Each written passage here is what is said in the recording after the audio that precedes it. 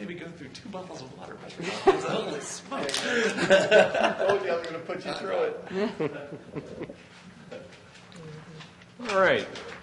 Rather than for or against, I don't think that really applies so much as just having an interest. So if there's anyone who would like to speak, now's the time. We have a bearded man with his hand up. And Mr. Hudson, before you make your comments, please let me extend to you on behalf of the entire Planning and Zoning Commission and offices our condolences on the passing of your grandfather. He was a great man and will be sorely missed by everyone. Yes. So you have our sympathy. Thank you. Definitely appreciate it. Oh, man, you had to start with that. Thank you. Christian Hudson, Lewis, Delaware. I think this is the first time I've ever been up to the podium, and it seems that developers were like really welcomed, and this is a very interesting thing for me. So thank you for having us and really seeking our input. You're always welcome.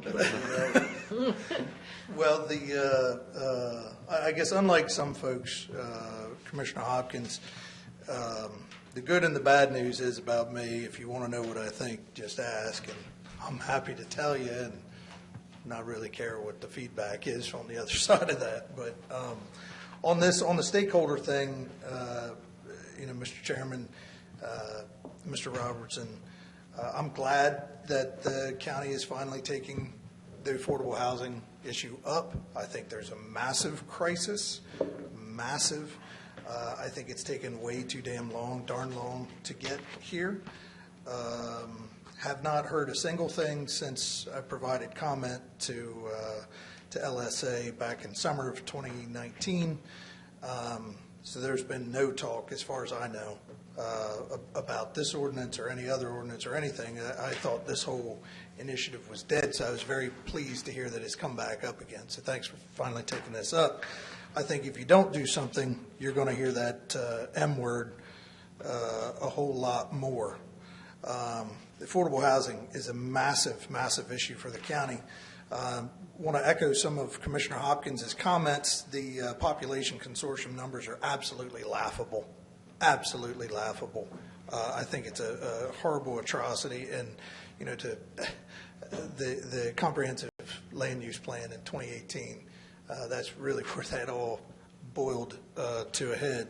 And man, had the county in its infinite wisdom used other population growth estimates, we probably wouldn't be in this predicament like a lot of us in the development community warned back in that process in those 37 public hearings.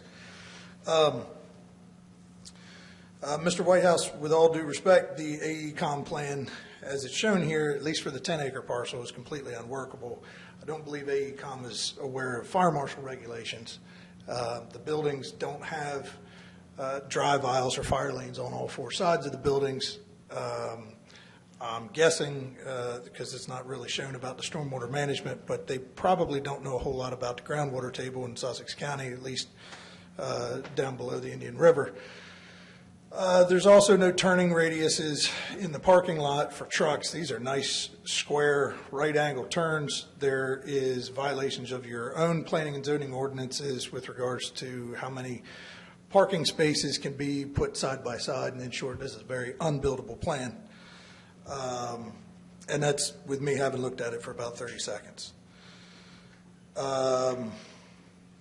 This is why I would really advocate that there is some kind of task force or working group where the people on this list or any other list who have experience actually building this stuff are asked to provide some critical input and feedback on this ordinance.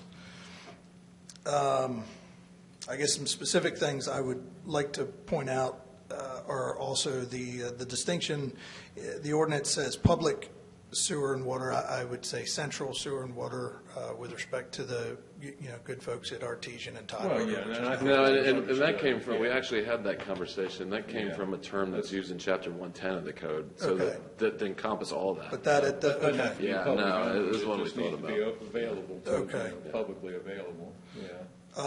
And I would suggest saying the limiting factors being the DART bus route, which I understand there's a concern there, and I agree with your feedback about saying that, or the future, or some kind of commitment to serve like the utilities do with the sewer and water on the DART side of things. But I would say the limiting factors being that DART with the exclusions and the sewer and water, not DART, sewer and water, and also growth zone. I think you're going to really cut out a lot of the county with that, because the state strategies for spending are absolutely, as you said, Mr. Robinson, you probably remember I was up here a couple years ago with a application before the Chapel Farm, in which case the intersection of Cave Neck Road and Route 1, DelDOT has in its budget committed for $25 or $30 million worth of infrastructure improvements. Our property bordered, our project bordered that infrastructure improvements on two sides, and yet the project was level 4, which is no state spending. And we approached Mr. Edgell as predecessor about during that process about updating those maps to include what DelDOT already had in their budget, and they absolutely refused, which is phenomenal. So I would suggest that DelDOT or the state strategies maps aren't exactly the one to go with. That's for why sure. we didn't go with them. No, 100% agree. So there's a lot of flaws in that one.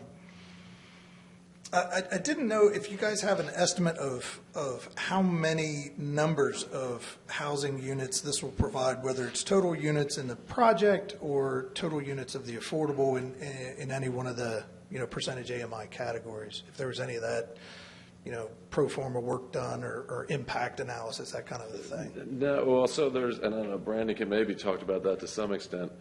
We didn't go, because that would almost require you to predict how many parcels would utilize this, the acreage of them, what the density was. More, we wanted to try to maximize the density at the 12. And I know Mr. Hopkins talked about the 16, that one line. We went to the 12 because that's the maximum density that's permitted in Sussex County anywheres right now. So we wanted to have some consistency with that.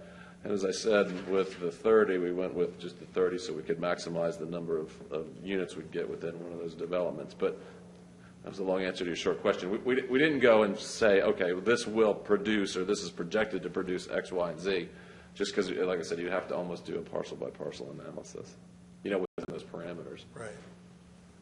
So I would flip it around and say it's a whole lot more ambitious than what we have now. That was one of the driving forces. What can we do that brings us more than the 30 we have currently and the one project we have?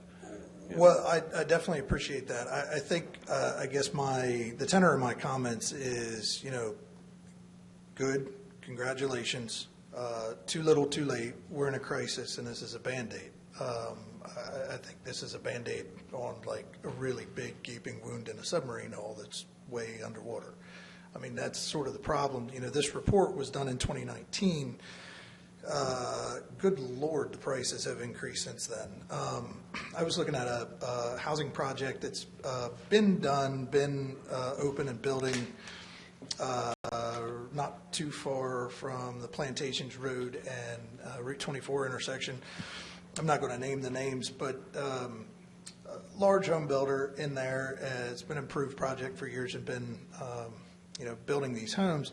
The homes started out at $500,000. Low 500,000s. They're now same homes, same building, floor plan and all that. The homes are now in the $800,000 range, and that's in about a 2-year period, similar to what the 2-year period, 2.5-year period is since this home evaluation by LSA came out.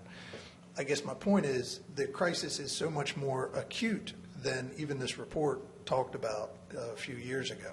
So when I'm saying too little, too late, I'm not criticizing the council or the commission on, going in the right direction. I think they got to go in the right direction a heck of a lot faster and get ahead of this thing. We're all dealing with this inflation. We're all dealing with these shortages, whether in labor, materials, supplies, whatever it may be. Housing's going up and wages are pretty stagnant, and that's a toxic mix for our workforce. I've talked to a mess of employers. I'm on the board of the hospital. I talked to a mess of employers over there. It's a big issue for the hospital. It's a big issue for all the employers is housing their workforce. A lot of employers are actually now seeking to purchase housing to house their workforce, because you can't get anybody to work if they can't live anywhere near your stuff. And that's like, this is a crazy thing. I remember hearing stories of company towns, up in Pennsylvania and things, and how bad that was. Well, that's where we're headed if we don't solve this problem.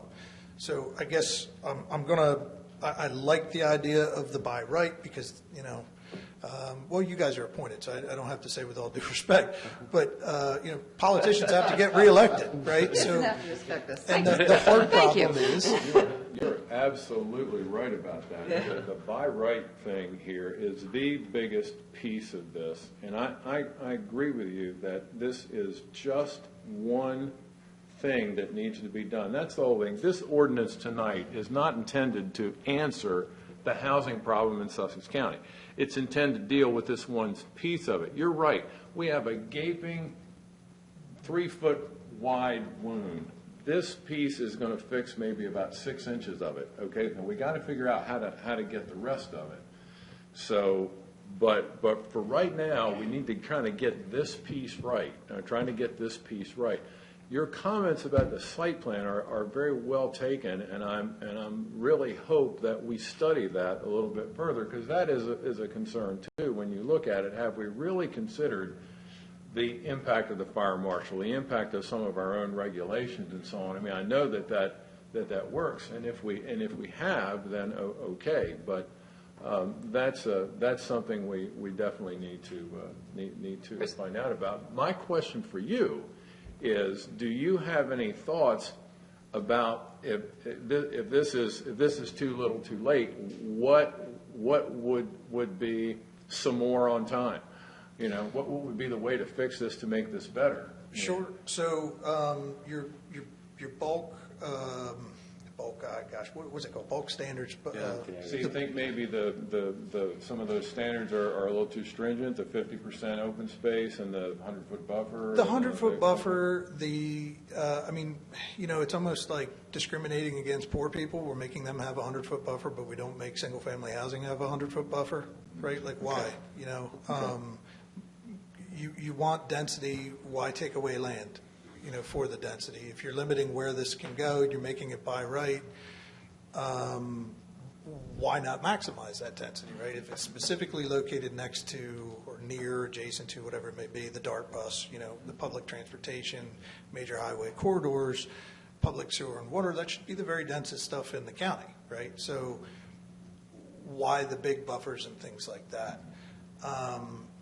The height requirement, oh my God, that's a huge problem for density. You can't actually build 12 units to the acre, even if you have C1, old school C1 where it's grandfathered in.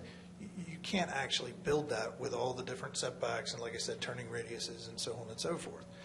So I think there needs to be,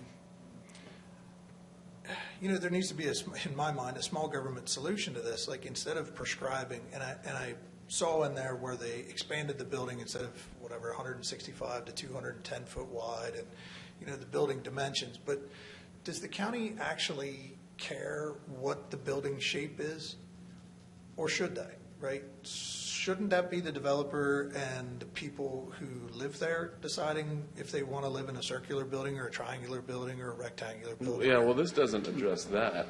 It increased the height from 42 to 52, at 4 stories. Some of that actually in the code, that's driven by fire marshal requirements.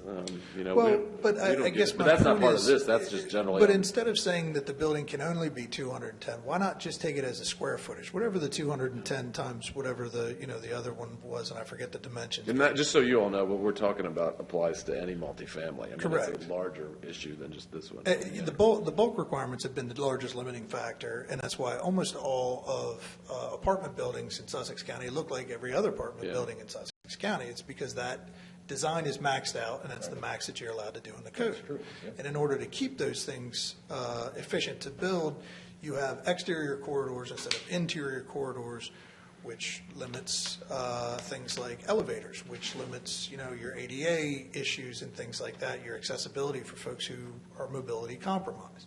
So there's a lot of things in the bulk standards. Height limit, for example. I loved your comment about the pitched roof.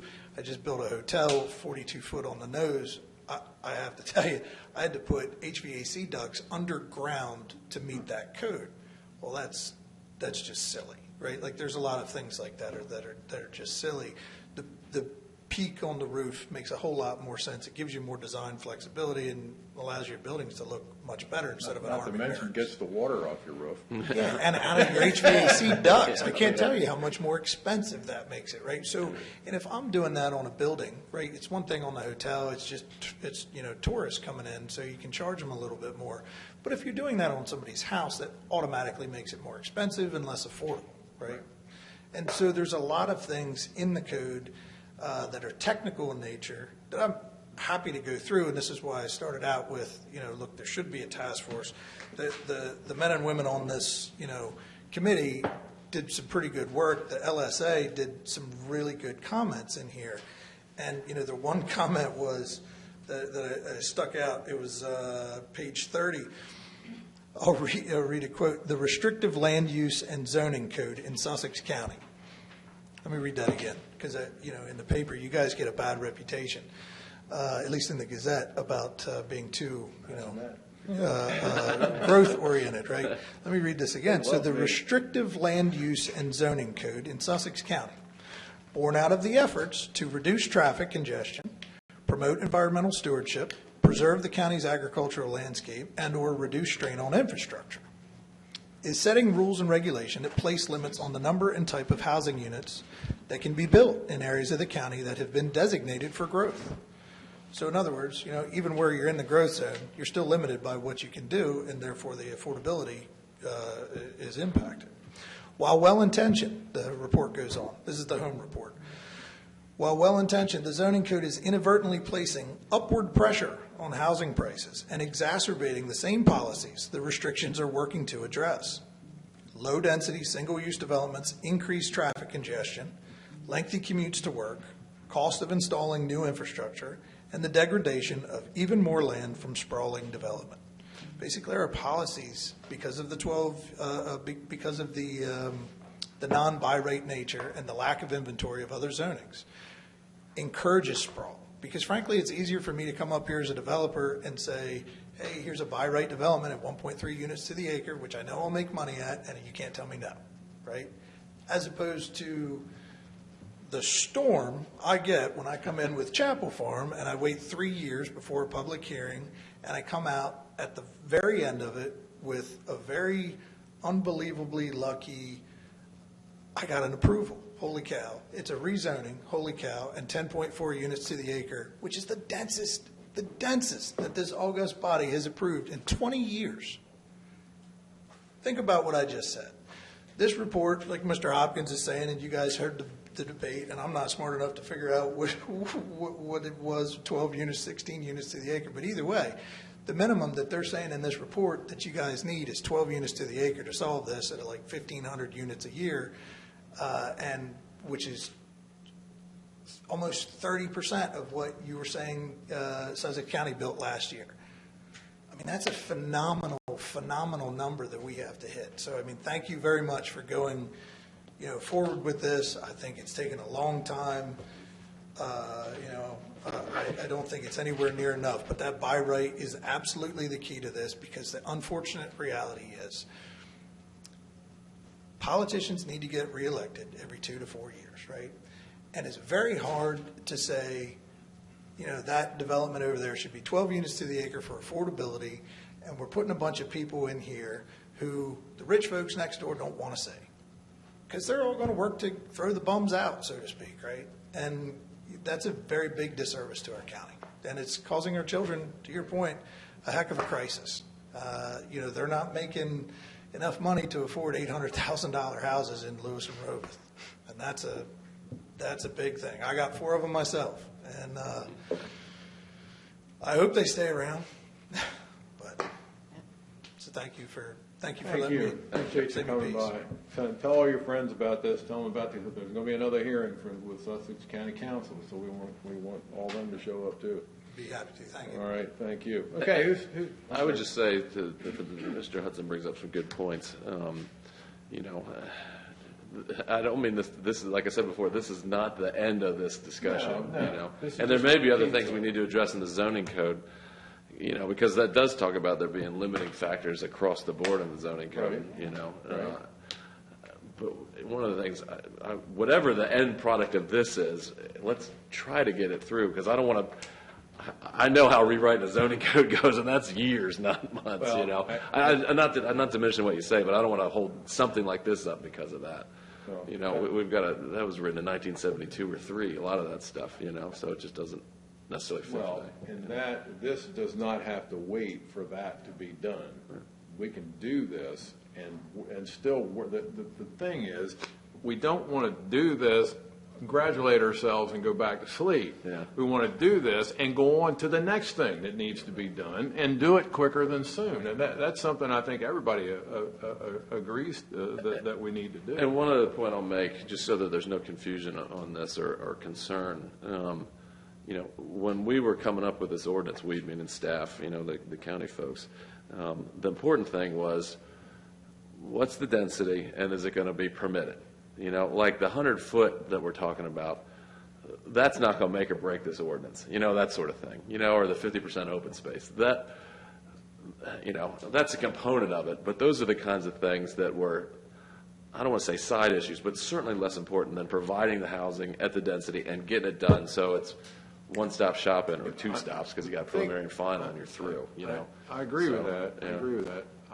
I do want to say, though, that those things do have an impact, though, and if there could be some reconsideration. Oh, that's my point exactly. I think we should reconsider some of that because they will become the limiting factors that are in this ordinance, just like the other things that we've mentioned. So, okay, who's next? Who else would like to speak?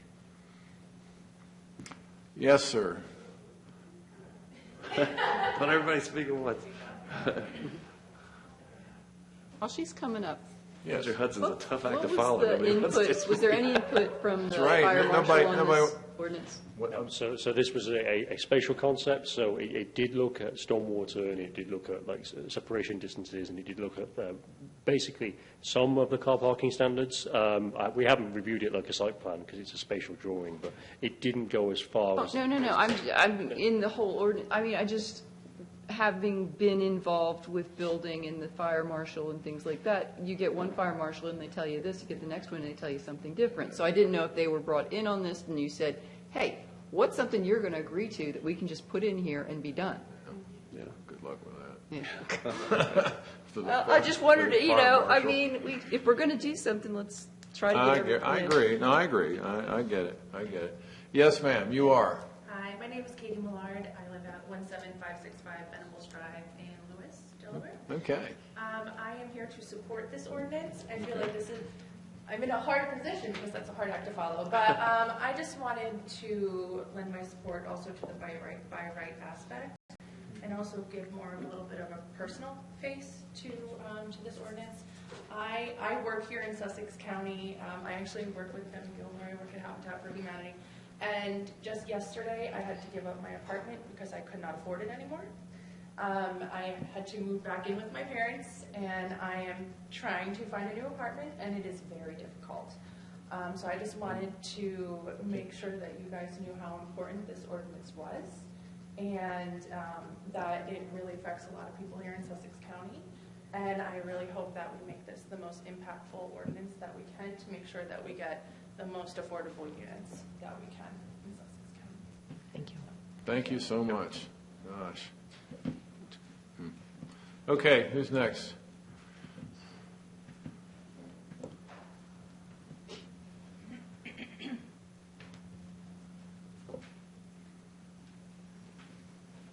Since Katie just mentioned my name, Kevin Gilmore with Sussex County Habitat for Humanity, and just really wanted to come out to support the ordinance, but really to show how enthusiastic I am to see this conversation. So for 18 years, I've been addressing affordable housing in Sussex County. I've never seen this level of conversation ever, and just you all and the county and the staff to keep that going, and the comments have been really about the issue, about how do we get to the issue. And this is a huge step forward in the right direction. My name's on that document somewhere. I was at those early hearings, the early conversation pieces, and the big pieces shine right through in this ordinance. And that's what you keep bringing up, is the by right and the density. And so they were in those meetings 3 years ago with LSA, and they've come through in this. And, I don't focus in on rental, so I'm not a developer that does that, but I do focus on affordable home ownership, which hopefully I'll be here supporting something else in the future around that.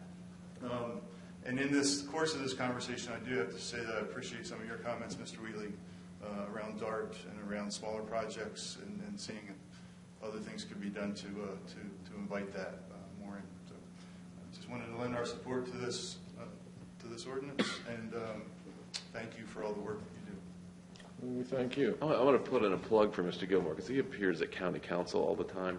Why don't you tell a little bit about, so you all might not have heard from him, tell us a little bit about Habitat, what they're doing, how many houses they've got in any given year going. It's a pretty good scale. Relative to the problem, it's not. Well, no, but I mean, for a small, I appreciate that. Habitat organization, relatively small. We built over 160 affordable homes in Sussex County. Now it's taken us 30 years to do that, and most of them in the past 15 years. We build about 10 or 12 affordable units a year, and there are some creative ways that we finance it to make it affordable to the home buyer. So we maintain the values in the community, but the payments become affordable to the home buyer. And there's some other ideas that we could explore around how to make the unit affordable, right, and not just that the families have a windfall going forward, and try to look at the other large investments frankly from our government, I think, is where that would come from. I'm deviating a little bit. So we built 160 houses in Sussex County. We've actually launched some really impressive programs in the past couple of years to keep people in their houses. So there's an aging population of fixed income that can't always do the minor repairs that stop houses from getting worse. So last year alone, we did 100 repairs to 100 units to help keep people in their houses, everything from insulated skirting around manufactured homes to improve energy efficiency, to simple things like grab bars and tub cuts and ramps and improved windows. And so that's been a growing aspect of what we do to say we're not just going to build our way out of this affordable housing crisis, not at 10 or 12 houses a year, but what can we do in this public forum? We've had over 30,000 volunteers work building on houses here in Sussex County. What can we use to use that voice to help improve housing conditions, even if we're not doing it ourselves? But we've had support from County Council for many years, and just appreciate working with Brandy and her team. We tag team on a lot of projects to help the community. And the towns, you're active in just about every town in Sussex County, too. In one way or another, and we've been doing a lot in some of our, here in Georgetown, the Seaford and Laurel, where we focused in on blocks. And if you could take 5 houses on a block that has 8 houses and improve 5 of them, maybe tear down some and build new, or renovate ones that are there, then we see the market forces starting to take it from there, and people say, hey, this isn't a bad place to invest some money. Made a big difference in Laurel, I can tell you that. It's made a big difference in Laurel. And we're still going. Yep, we sure are. Another We 10 on the docket. sure are. Thank you for your good works. Yeah, thanks. Thank you. Yeah, thanks, for your Kevin. time. Thanks, Kevin. Okay, who's next?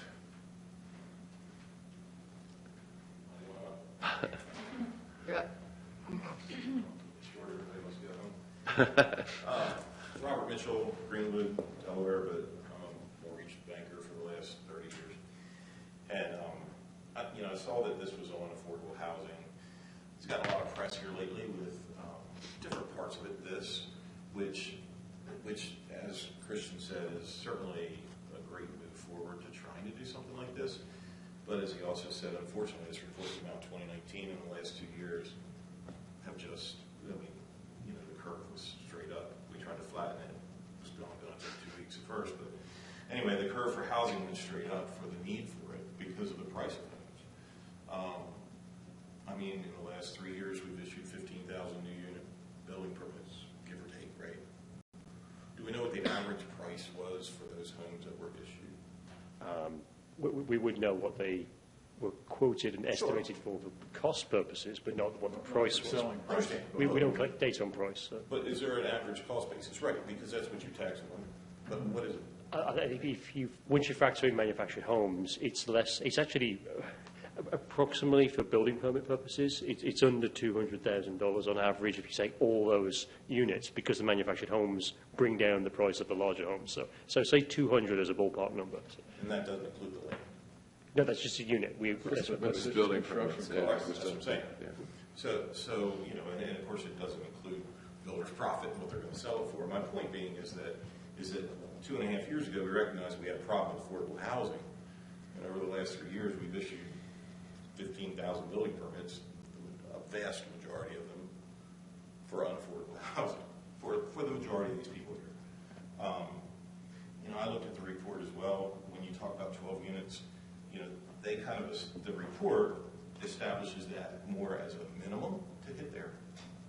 And when you look at that, I'm not a builder, I'm certainly not Christian Hudson, but it does talk about the 100-foot, on each side as a buffer. And so if you have a 9-acre parcel, did anyone do the math to find out how much acreage you could actually use? Well, 10 acres, we did that on this, so not on 9, but yeah. How much on 10? 12. We got 12 units an acre. No, I understand what you're saying. How much land are you able to actually use? Well, I understand what you're saying, and I don't know that that's a calculation that It's anyone less than 50%. has actually. Yeah, well, because there would be the 50% open space. Well, 50% Yeah, you got 50% open open space, space. you're already out. Yeah. Gotcha. So, And the 50% open space and the 100-foot are the same, so it's not 100 feet that's separate from the 50%. The setback, Yeah. setback I didn't area, know if we all- but, so the number you're looking at is the 50% open space. So, yeah, your 9-acre piece, you really have 4.5. right, no, I have a little less than that. So it's actually more open space than what because of the 100-foot. So I don't know how. Well, not necessarily, No, because but. the 100-foot counts as open space. Yeah, that, Right, no, that's what I'm saying. Yeah. But just that 100-foot on a 9-acre parcel is almost 5 acres of open space. On a perfect. Yeah, no, that's- on a you can see that from this perfectly one, right, On a yeah. perfectly square Right. lot. These are the kind of things you got to look at, because how many parcels are available? Did we look at that? Like how many, if this got approved tonight, and you had builders in here who said, I want to do it, We did, we looked at that, we actually, what'd you get? Number of units, give or take. well, we couldn't do number of units, because then I don't think we could. Correct.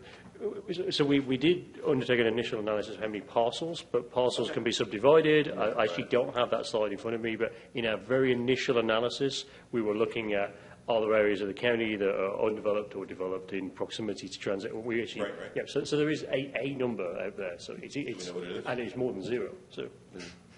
Let's hope so, otherwise this was a complete. Yeah, right. No, because we looked at undeveloped properties that fit all that Right. criteria, and it lit it up, so. So, obviously you have a number of parcels, but they could be 5-acre parcels, they could be 55-acre parcels. Yeah, right, or- What about as far as acreage? Like if we could bury it down to say, if we could maximize what we could have, how many of these things could we build at 12 units per acre? So there is the capability to calculate that based on the budget, but I just don't have that number.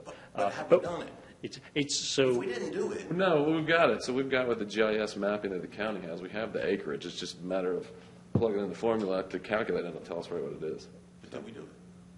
We did the exercise that determined the locations We where had this could 2.5 years to do it. There was a lot of work that went in. okay. I agree. Yeah, I okay. got you. All What I'm right. saying is You're that- talking to, Bob, that issue, you're talking to the wrong people, okay? Okay. If you have an issue about the time frame and all that, that's not this group here. That's the other group, the Tuesday group. You come in and raise King with them about how long stuff is taken, but not these guys. These are not the guys, okay? But your point's well taken. But we're coming here with an ordinance saying, Right. let's pass this because this is not going to solve all our problems. It's not government's job Right. to solve all problems.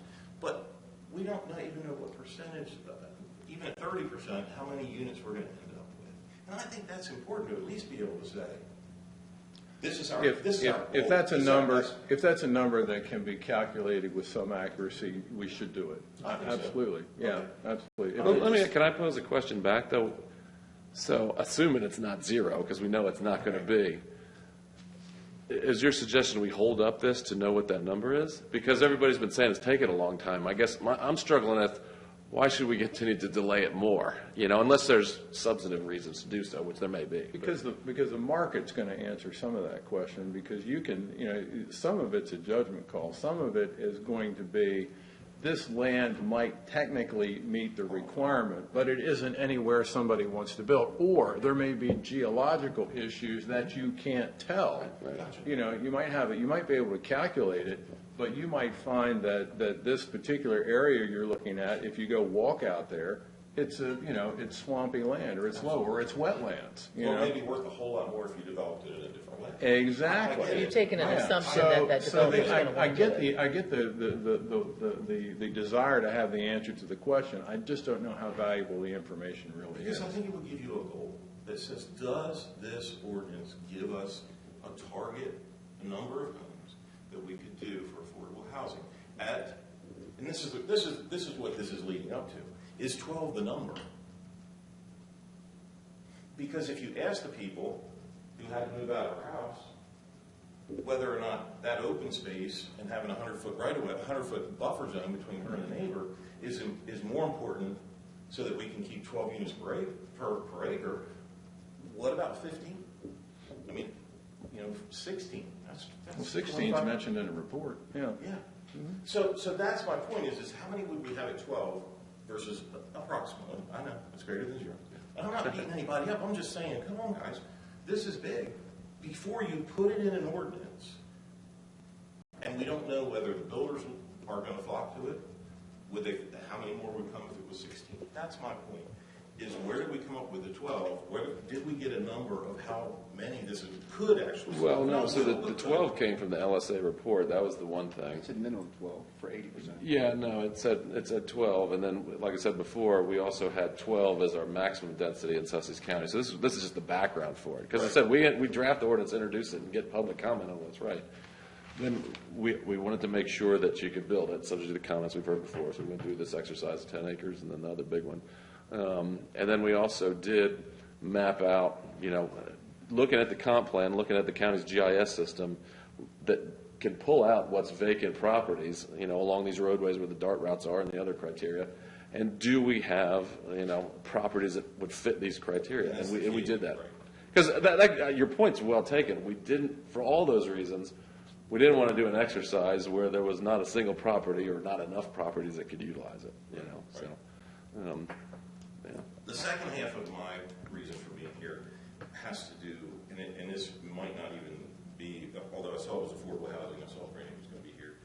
And the program that came out, and perhaps I should address this to Brandon or your group, for the grant money. You gotta talk this way because the mic's got to pick it up. Do it afterwards. Well, Talk to us. Okay, so Talk to there's us. a program that's been in the newspapers and everything. It was sent to me last month.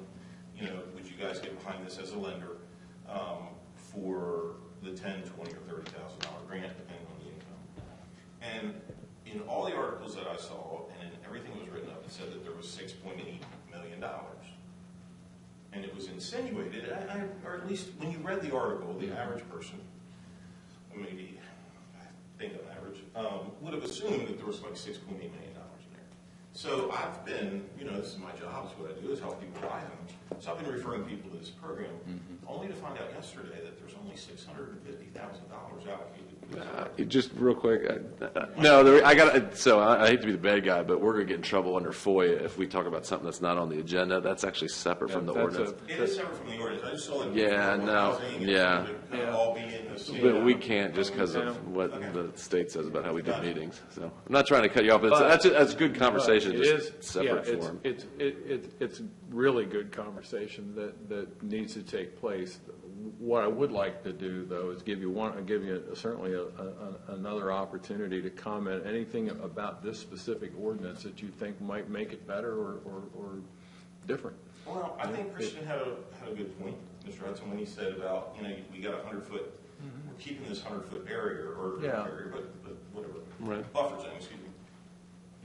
But we don't require it for more expensive, more exclusive. So you think maybe a smaller buffer and maybe a lower percentage of open space might be good? I think it would be. I think if that would enable you to build more units, absolutely. I mean, I think you're asking this to be built in a high-density area, but yet we're reducing this density and we're forcing 50%. Well, it's We're kind not of reducing it. Yeah, we're not. Not And the other reducing thing is, I just want to correct one thing. It's the reason for that there being those design criteria is because it's not in a high-density area. I mean, this would be a permitted use in AR1, which permits only 2 units an acre. And but because it's got to be within a dark bus. It's got to be but within city or public sewer. So Yeah. I mean, it's going to be in a more dense. There's very few farms that meet all that. As a practical matter. But they're residential at 2 units an acre. That's the thing. That's our base density in AR. So, we do have separation requirements for, like if you're residential next to commercial, for example. There's different setbacks and that sort of thing. So, we were looking because there's a difference in density. That was the reason for that. But as I said, those numbers were a starting point, and I think you can look at one of 2 ways, really. You can say, all right, well, we can reduce the 50% of the 100 feet. Does that ensure that you get the 12 units an acre? That may be one point. Or does it just give you a better design flexibility to build a better project, which is also a good point, So I think those are valid statements and something that we can look at. I mean, let me ask it another way. What's the number you think works for either one of those? Well, I was hoping we had sort of an estimate of acreage. Well, then let me back up that. What's the number that? Come back into that number. What's the separation distance number? Is it? Oh. And what's the open space number? Do you have? I mean, what's your opinion on that? I just think 100 feet is a lot when you're on every side. That's every side, right? Yeah, no. It's right. So out here is a road. You're 100 feet from the road. Right. Over there is development. I mean, it's every side. I mean, do you really need all that?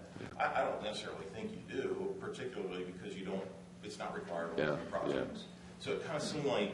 Right. And I read through it. What it seemed like to me, to somebody who's just maybe a little bit more familiar with it than the average person, is this is what we need. This is what we want. This is how we're going to protect certain areas of our county from this being built. That's what it looked like to me. I would describe it a different way. It was that I disagree with that. one of the things, though. This ordinance isn't being put through to say we don't want to do it. I hope Yeah, not. right. Right. But what you don't want to do is say, hey, here's what it all is, but in reality, it's going to be either extremely difficult or pushing impossible to actually pull off according to what's in here.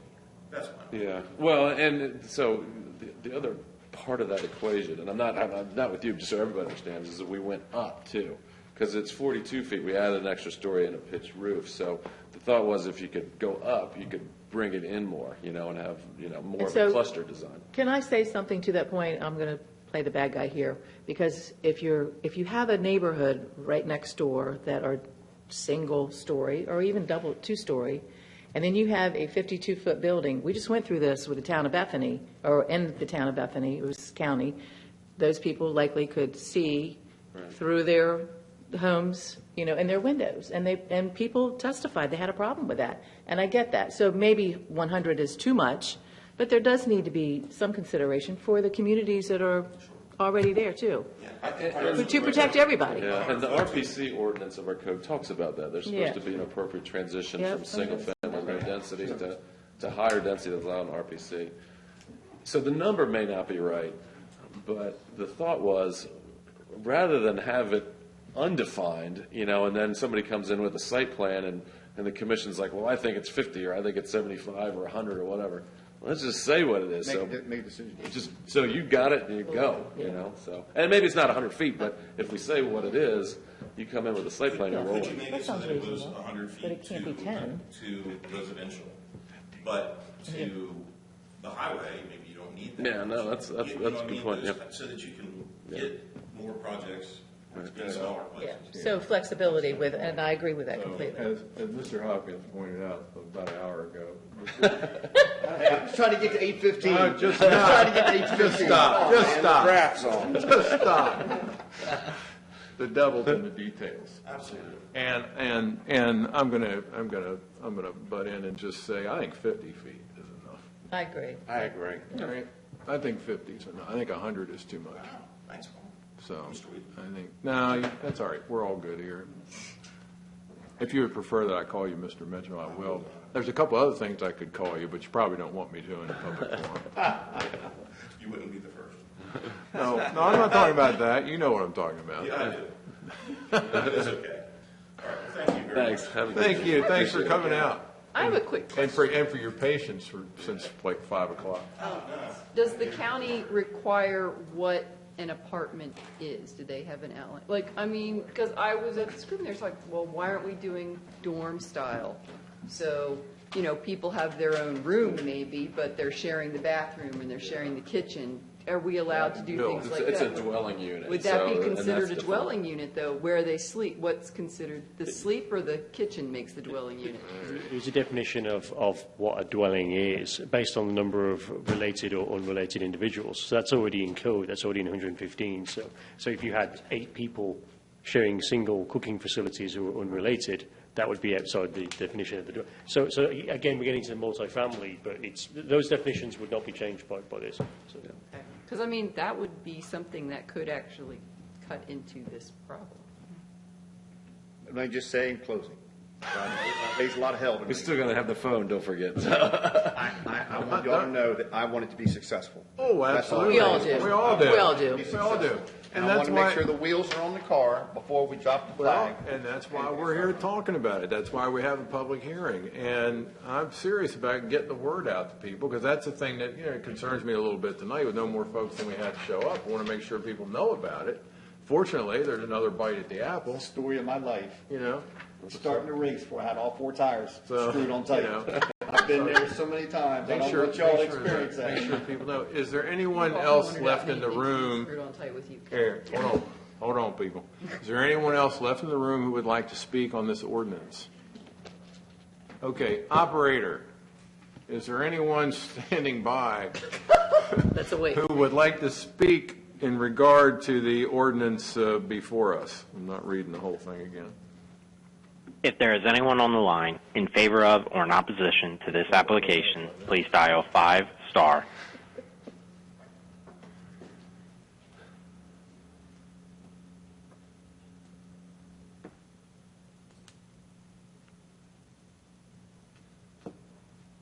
Again, if there is anyone on the line in favor of or in opposition to this application, please dial 5*.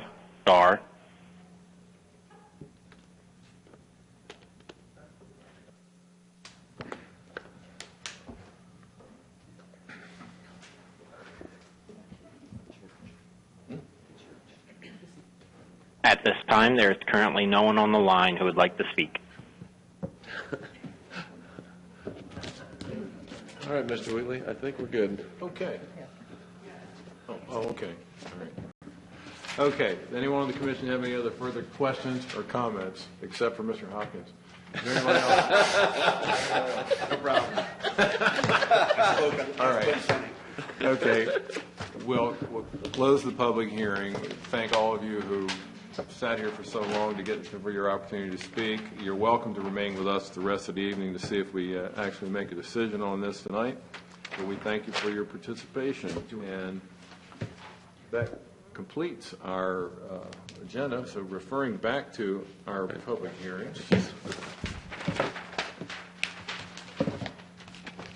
Our first public hearing this evening was conditional use number 2341 Caden Opplinger. Mr. Chairman, in regard to CU 2341, Caden, how do you say that? Oplinger. I move to defer for further consideration. Second. It's been moved and seconded to defer action on conditional use number 2341, Caden Oplinger. Do I need to call, or I guess I need to call a roll for this, huh? Yeah. No, on deferrals. For deferrals, can we not do that? Okay. All those in favor, say aye. Aye. Opposed? Carried. Thank you. Our next item is conditional use number 1933, Route 54, limited partnership. Mr. Chairman, in reference to CZ 1933, Route 54 Limited Partnership, I move we defer for further consideration. Second. It's been moved and seconded to defer action on change of zone number 1933, Route 54, limited partnership. All those in favor, say aye.